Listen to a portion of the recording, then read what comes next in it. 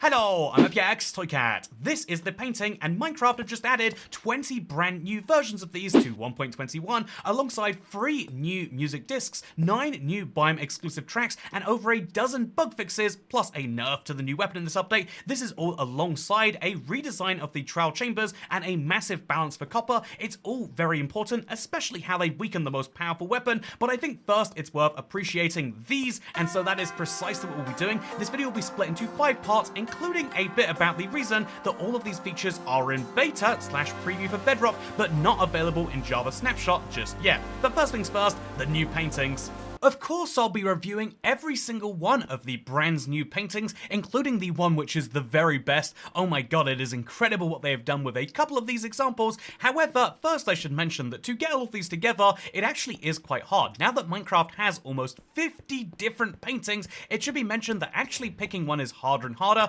and so maybe you should be able to use the loom to pick a certain painting design. I like this idea a lot, but I also like some of these paintings which are recognizable, because 5 of these paintings, Prairie Ride, as well as Humble, Baroque, and 2 others, were actually made by Sarah Boving, the in-house artist, who is responsible for the new wolf designs, by the way, whereas Meditative and 14 others were made by Christopher Zelland, who is actually the original Minecraft artist, which is incredible that they managed to bring him back for these. So Meditative is lovely, it's a reference, but it's very small, whereas Prairie Ride is a reference to a classic piece of art that Minecraft won't tell us about because of copyright fun things, but also we have Humble, which is obviously a lovely Minecraft rendition of one of the most famous paintings in the world. Then we've got Baroque, which is also quite nice, and now moving on to the Christopher Zelland ones, you can see that these paintings feel very OG Minecraft. I like that they have this for the first few, but you can see they move out of it quickly. Look how big and kind of beautiful this painting is. It's a man sitting on what I assume is meant to be a cliff because of the tides.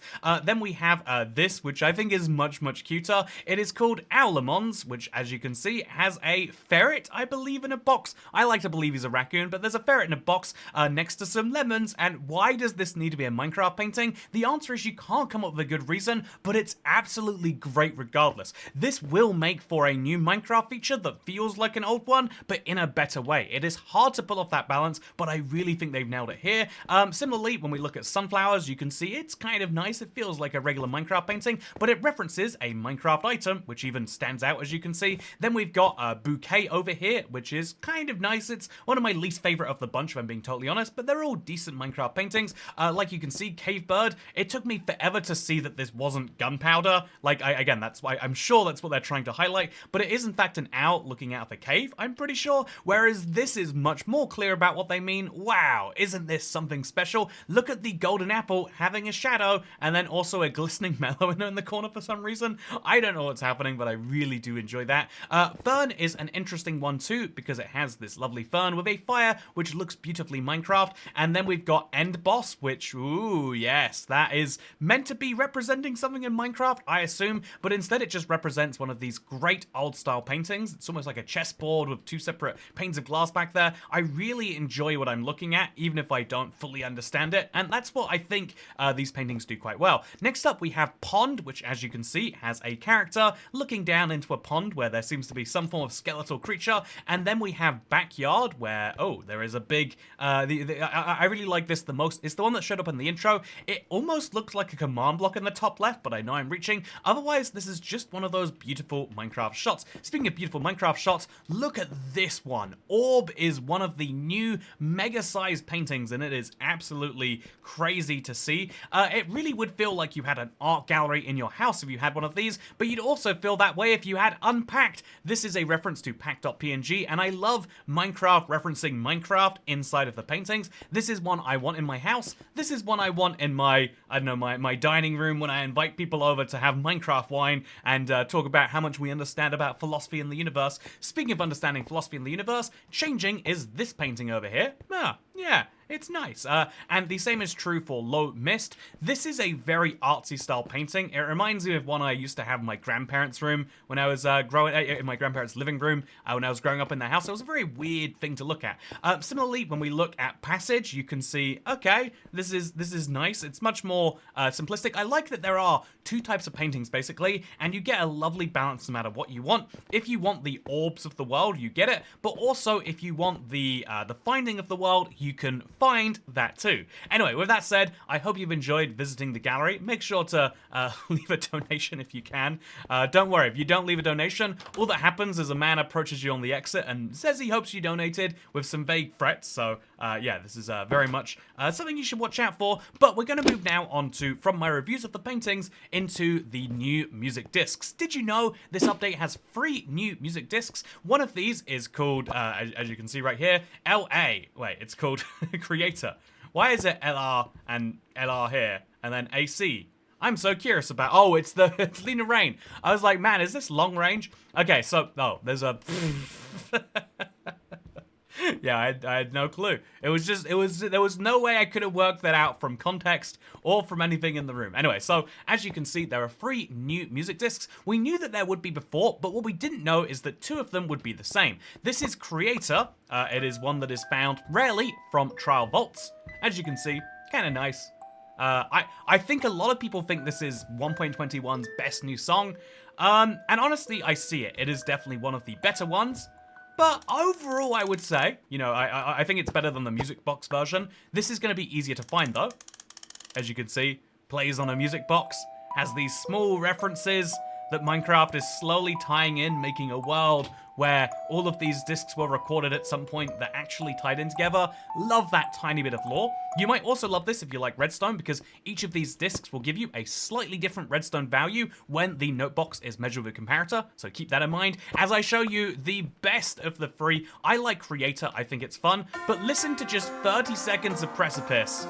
And, I mean, I've heard a lot of different praises and critiques of this song, but first things first, it sounds like not Minecraft in a very serious way. This sounds like any generic boss in a, you know, like a big boss you're going to fight in a Nintendo game, and I see that. It sounds like a different game doing its whole own thing, but at the same time, it's just amazing to imagine fighting enemies in a trial chamber to this. You don't even have to imagine that. You know, let's see some trial chamber right now. Wow, look at me fighting some stuff while I listen to this. It's just so beautifully balanced. And so I think that this is the song which I'm going to like the most. This is 1.21's Pigstep. I'm calling it now. Whereas Creator, just to listen to the regular version a little bit longer, by comparison, it's a little bit more fitting within Minecraft. It still is going a little bit out there. You know, it's not, really, if you look at the last few music discs, ever since Pigstep, they've been taking a very radically different direction. But it's nice. It's good. Yeah, that's what I'm talking about. It's really, really good, and it feels more like a Minecraft music disc. If you're a bit of a purist, again, I would even go as far as to say this sounds a bit more like Pigstep, which is something very, very good to say, whereas this is the evolution of what you can expect from a disc. I like this because of my preconceived biases. You know, I quite like the idea of the orchestral boss music from a generic Nintendo game, but you might like this because it almost feels like it's expanding upon what Pigstep has done. Regardless of which one you like more, it has to be said that all 3 of these and the other 9 music tracks were not made by C418. Why is it that they could get back Christopher Zelland, but they could not get C418? Well, it actually seems as though Christopher Zelland is living his life large as an artist. They did an interview with him, and basically he's actually doing he's doing some art for the National Gallery in Sweden, and so it seems as though this is a great kind of promotional thing for him. I'm sure he's also getting paid. I'm sure Minecraft pay their artists. However, C418 actively wants to control his stake in the music, and so, as we have to mention, it's sad, but he cannot be included as Microsoft and C418 have vastly different terms under which they want to do business. However, we do have 9 other tracks as part of 1.21's soundtrack, and let's talk about them, which biomes you'll find them in, and what they are now for the rest of this music review. By the way, isn't it fun that Minecraft said they were done adding features, and then this week we got this huge preview changelog? Anyway, the interesting thing about this is on that changelog, all they say is that they added 3 new music discs, and then they added 9 new background tracks, which will play in the menu and in the following biomes. And although they list the 9 tracks and all of the biomes, there is a bit of confusion there, because will all of these tracks play in all of those biomes? That's not how it's worked in the past, and according to data miner's Smokey Stack, that's not how it works in this update. So there are 9 tracks, but 5 of them play in specific biomes, and then 4 of them just play in the game in general. They're in the general mix of tracks. So let's start with Eld Unknown. This is a mix which will play in the Dripstone Caves, the Grove, the Jagged Peaks, and the Stony Peaks.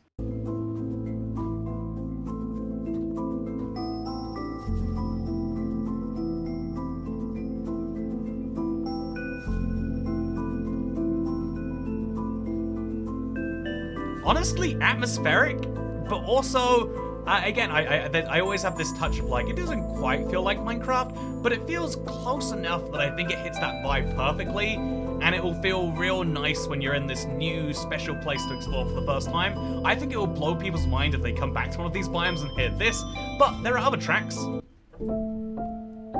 There is a very gentle start on Endless, has to be said. It is one of the longer songs though, but it will play in all of the exact same biomes as before. So whereas the previous track was much more about this adventure, this source of like, ooh, curiosity, this one is much more, I don't want to say ominous, but it's much more in the background and just the occasional piano until it builds, at which point it's still very much in the background piano. I like it. It's pretty decent. I would say out of the two songs, I definitely preferred the first, but there is a third which will play in those exact same biomes. Don't ask me why there's three with all this overlap, but this is Poco Poco by Kumi Tanioka.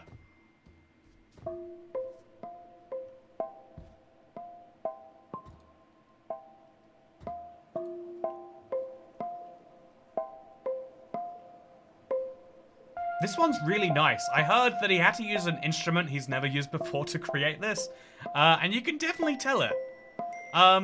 Honestly, the oddball of the three for the biome choice, but it's one I really like personally. So these three are specific to those biomes. However, you can also find, for the Deep Dark, a brand new specific track. I like this, that when they add something, they don't just go, that's done. And so instead, when we go deeper, we find deeper.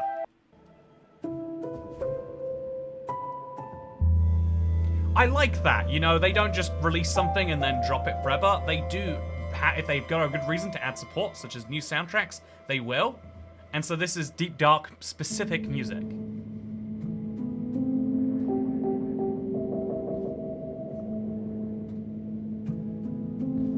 Yeah, I'd say that's sufficiently spooky.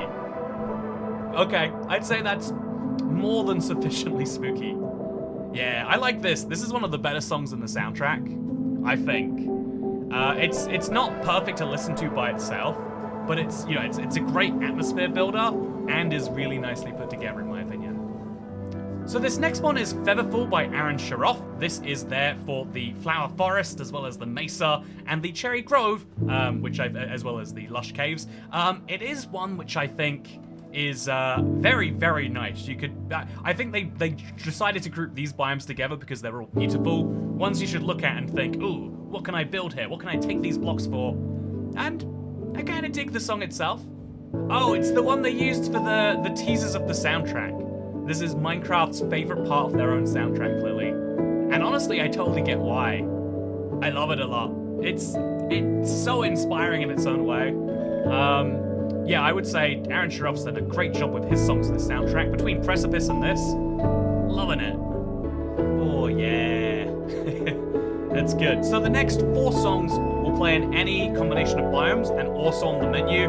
So if, like me, you leave your Minecraft running sometimes, and then, you know, you walk downstairs to quickly do something, this is the sort of music you'll be hearing and going, oh god, I left Minecraft running. This is Yakusoka by Kumi Tanioka. Very mild start. Oh, it's not mild the whole way through though. It is mostly not too much, and then we build into something. It's not my favorite song from the soundtrack, I'll make that known right now. Komor Bai feels like it's a remix from the regular Minecraft soundtrack. I don't think that's a bad thing though. I might even go as far as to say I think that's actively a good thing. Yeah, I like this. The last 2 songs here are by Aaron Sharoff. This one is Puzzle Box.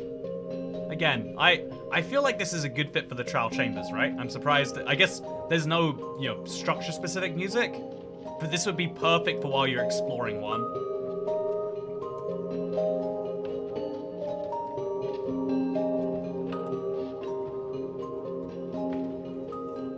Yeah.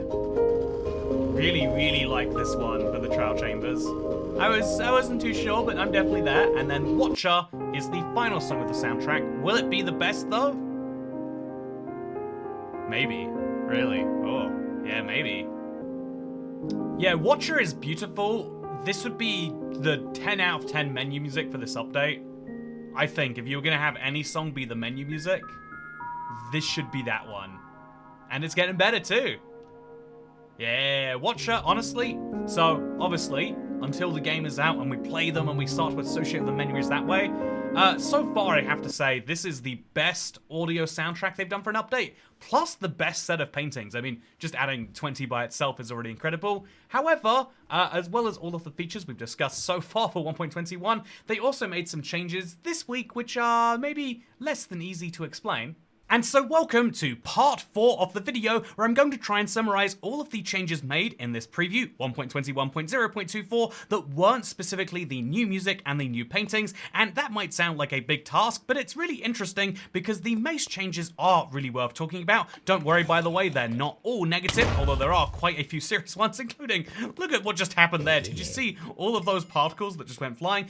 They're not all negative changes, there are some positive ones, but there is a massive damage downgrade that you should know about, but also in this update they've made quite a few changes to things like drowning. But before I mention any of them, I will have to mention what's with all the deep slate. So I am currently working on making a video about the way that Minecraft will deal with structure collision, i.e. old chunks and new chunks, so what it will be like if you try to generate trial chambers on old worlds, and it'll probably be something I'll do for Seed Sunday this week. It is something worth knowing about, that if you explore too many chunks, then this might happen, or you might just get no trial chamber at all, so it's something to be careful of. If there's something you can do between now and June, it is recommended to stay in your chunks you've already been to, if you have any choice in the matter. But yeah, with that said, I just want to get that PSA out here in this video. We'll dive into it more later. For now, it's worth mentioning the way that drowning works has changed, or rather not the mechanic per se, but the way that it shows on screen. You can not only see that all of the bubble meter effectively shows when you don't have bubbles, but also there's a popping sound. Did you hear that?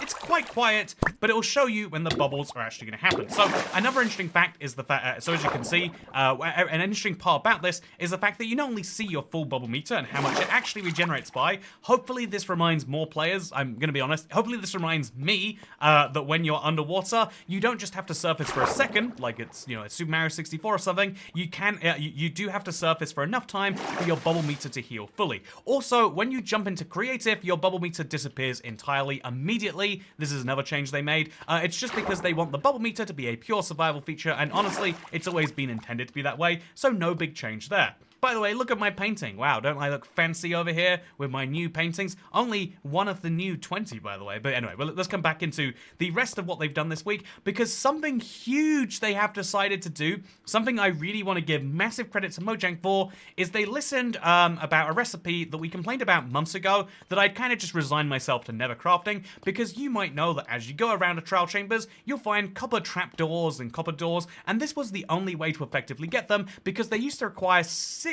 copper blocks to use. So the reason for this, according to Mojang, was that if you wanted to make, say, a weathered trapdoor or a weathered regular door, then you wouldn't be able to if they made it an ingot, but they've decided to relent and finally say, okay, here's the new recipe. Instead of 6 copper blocks, you use 6 copper ingots. However, this means it comes with the second change, which is you can only make a copper trapdoor, or indeed a copper regular door, using, which is, not weathered in any way, because obviously there's no such thing as a weathered ingot, and I really hope they don't introduce one. We don't need more silly items in Minecraft, or at least more unnecessary items. Something which, interestingly enough, King B Dogs does seem to admit as it's something they do want to fix, because in this update, they have tried to reduce the clutter that you'll get from breaking pots, and indeed, they've tried to make the structure more organized in general. Speaking of organized in general, I really like the look of a trap. Now that I can actually consider using one of these in my worlds, I think they look just a little bit better. So yeah, something that is worth mentioning is the Mace changes are indeed here, and I think that there is no question that the overall effect of these changes is a weakening of the Mace. The Mace now does 5 base damage, again, just to show you right here, 5 base damage, less than a netherite pickaxe, the same as a diamond pickaxe if you want to know for sure, and I think the same as like a stone sword.